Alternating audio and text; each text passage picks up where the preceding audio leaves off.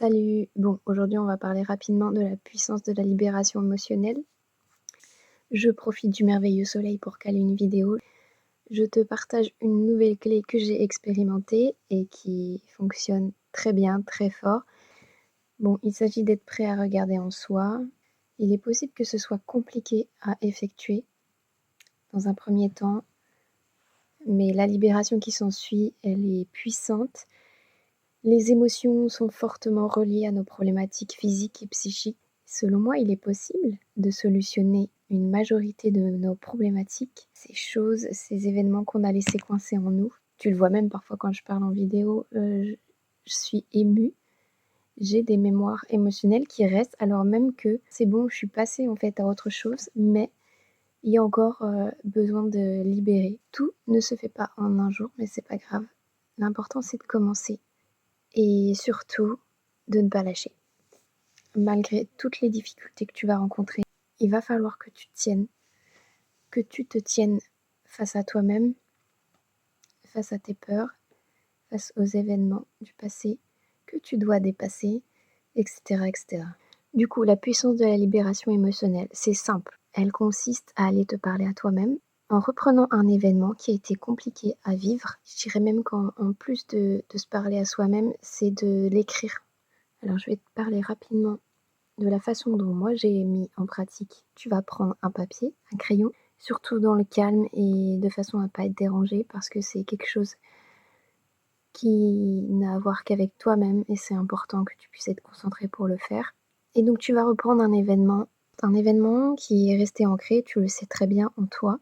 Par exemple, pour moi, c'était l'accouchement. J'ai eu une césarienne, un événement que je ne voulais pas voir comme ayant été vécu négativement et pour lequel j'essayais chaque jour de me convaincre que j'avais accepté la chose, etc.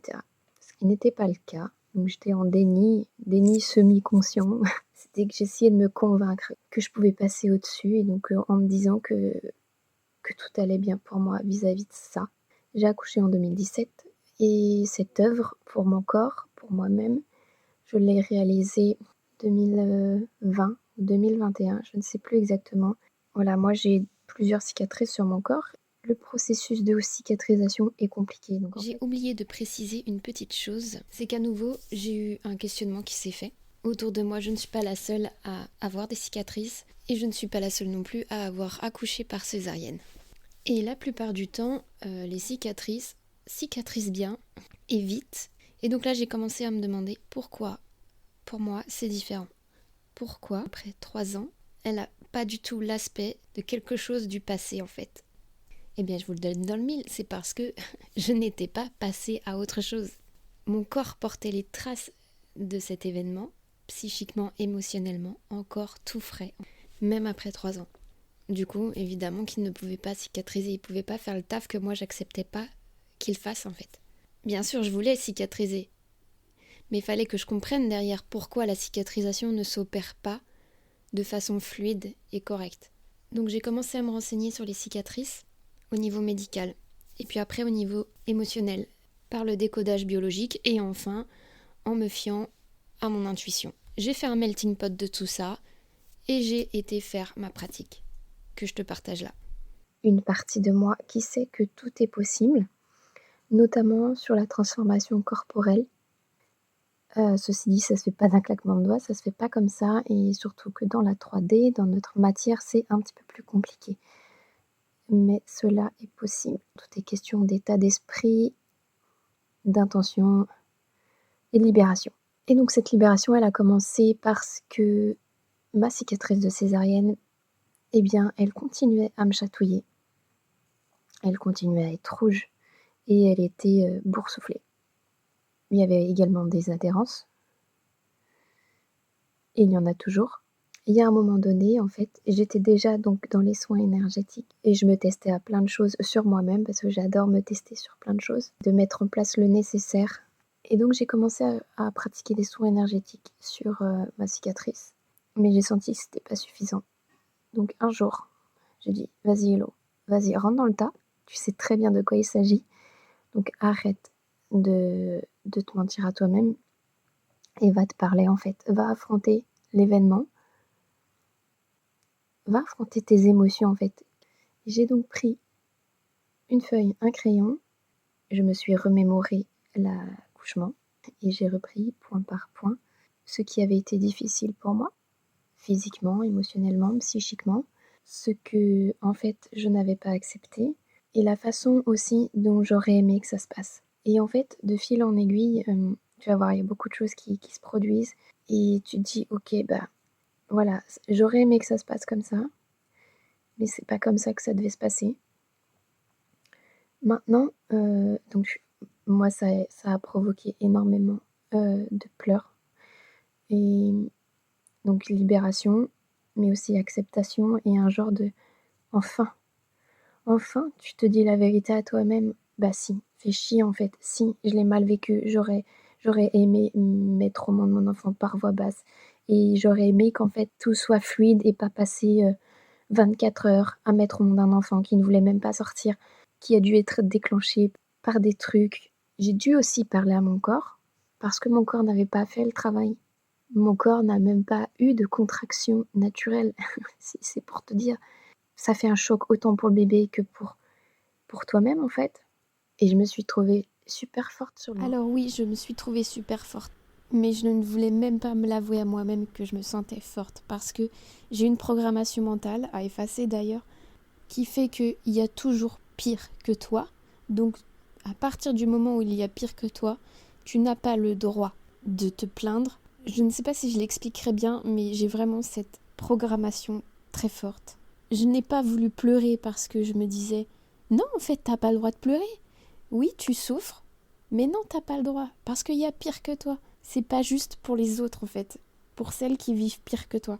Il y a des femmes qui perdent leur enfant chaque jour, à chaque moment de la grossesse. Et le tien va arriver là, sous peu, en très bonne santé. Tu vas vivre là un merveilleux moment dans ta vie. Donc, sachant ça, s'il te plaît, tais-toi. Et souffre en silence. Je me suis retenue de pleurer, même si ça fait 17 heures que tu as des contractions qui ont été déclenchées artificiellement et que, putain de merde, c'était dur et douloureux. Je ne pouvais même pas prendre mon souffle. En même temps, je me disais, mais qu'est-ce que mon enfant doit ressentir à l'intérieur si moi je souffre comme ça?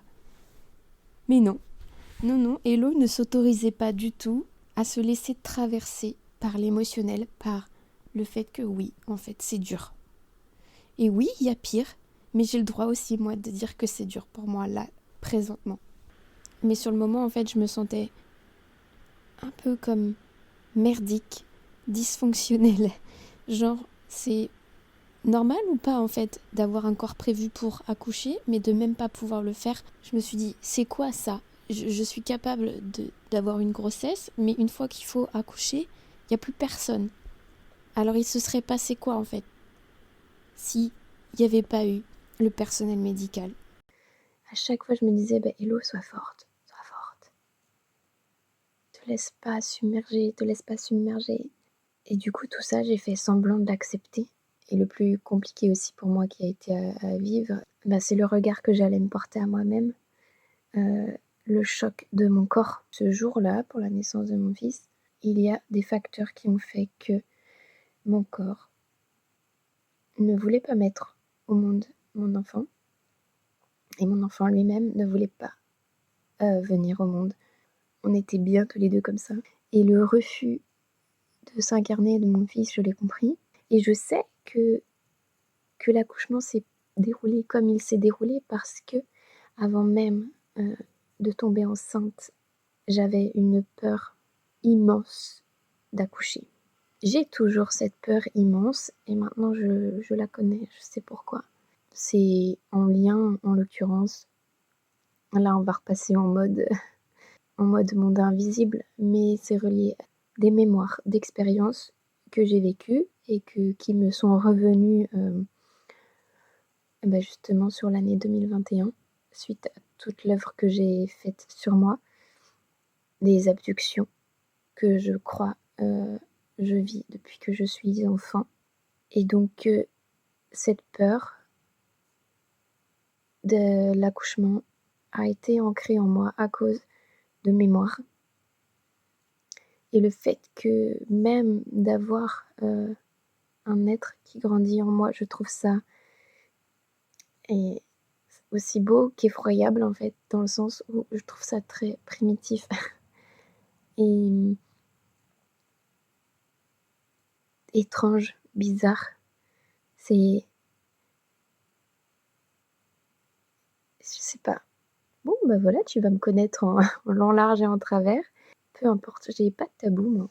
Donc, cet événement a réveillé énormément de choses. Et donc là, pour tout ça, je t'invite à te laisser traverser par tout ce qui va se produire émotionnellement, psychiquement, corporellement. C'est dur de s'écrire à soi-même. Et après, en fait, ce que j'ai fait, c'est que j'ai déchiré cette lettre pour dire, ok, c'est bon, on en termine avec ça. Je me suis dit ce que j'avais à me dire. Maintenant, à moi de mettre en place le nécessaire pour aller mieux. Et surtout pour me rendre l'amour. Donc suite à ça, j'ai eu un allègement au niveau émotionnel, psychique, tout ça. Ça faisait déjà du bien. Puis je me suis prise en main, j'ai effectué des changements. Et surtout, donc j'ai continué le travail énergétique.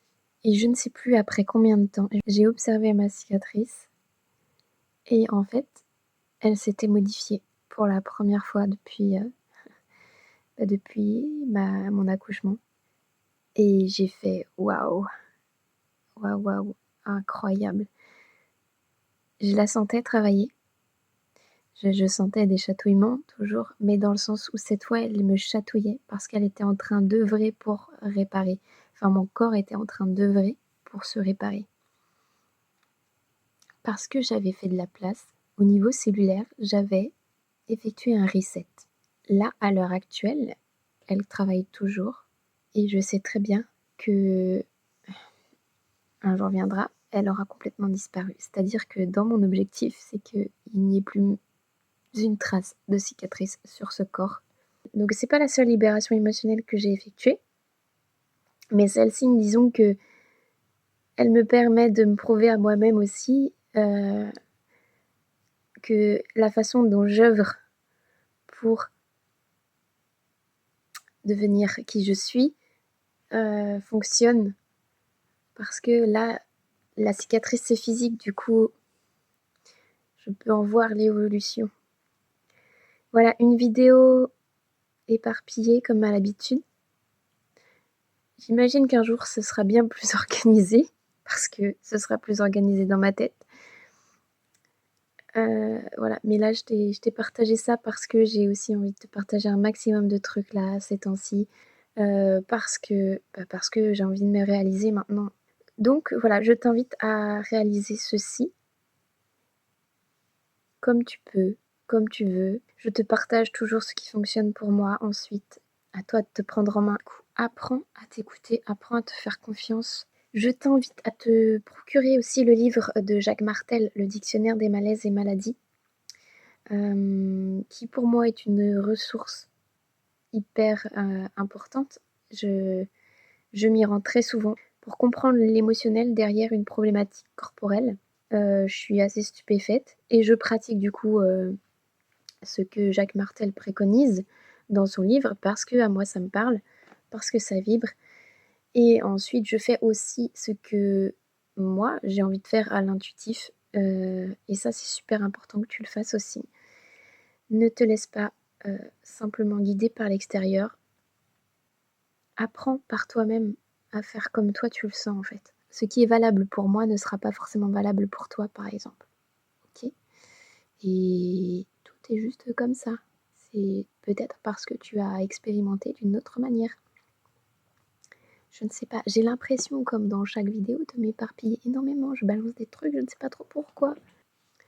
Voilà, je crois que je t'ai donné l'essentiel de ce que j'avais à te donner.